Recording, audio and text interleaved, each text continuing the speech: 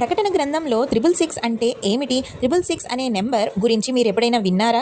చాలామంది సినిమాల్లో, టాటూల్లో, మీమ్స్లో కూడా 666ని డెవిల్ నెంబర్ అంటారు. కానీ అసలు బైబిల్లో 666 అంటే ఏమిటి? ఈరోజు మనం సింపుల్గా ఉదాహరణలతో తెలుసుకుందాం. ప్రకటన గ్రంథం 13:18 చెబుతుంది, ఆ సంఖ్య మనుష్య సంఖ్య, అది 666 అంటే ఏమిటి? బైబిల్లో 7 సంఖ్య సంపూర్ణత, పర్ఫెక్షన్. ఉదాహరణకు దేవుడు సృష్టి 7 రోజుల్లో పూర్తి చేశాడు. 666 అంటే 7కి తక్కువ అంటే అసంపూర్ణత, విఫలం, దుష్టత.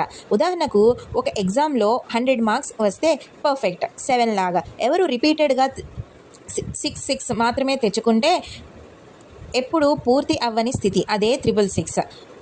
ఇది కేవలం ఒక వ్యక్తి నెంబర్ కాదు, దేవునికి విరోధంగా ఉండే సిస్టమ్ లేదా పవర్ లేదా వ్యక్తికి సింబల్.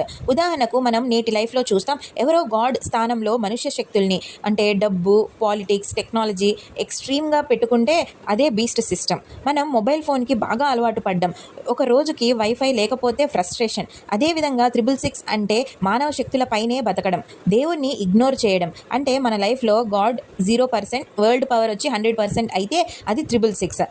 ముఖ్యమైన పాయింట్ ఏంటంటే 666ని ఒక టాటూ, నెంబర్ లేదా ఎవరైనా లక్కీ, అన్లక్కీ నెంబర్గా చూడొద్దు. ఇది ఒక రిమైండర్, మనమేమీ పర్ఫెక్ట్ కాదు, దేవుడు లేకుండా లైఫ్ అసంపూర్ణం. అందుకే 666 అంటే కేవలం డెబిల్ నెంబర్ కాదు, ఇది మనుషుల అసంపూర్ణత, దేవునికి విరోధం, లోపంకి గుర్తు. కానీ మనం యేసు వైపు తిరిగితే ఆయన మనల్ని 666 నుండి 777 అంటే సంపూర్ణత, శాంతి, రక్షణలోకి తీసుకెళ్తాడు. ఈ వీడియో మీకు నచ్చితే లైక్ చేయండి, షేర్ చేయండి, సబ్స్క్రైబ్ చేయండి.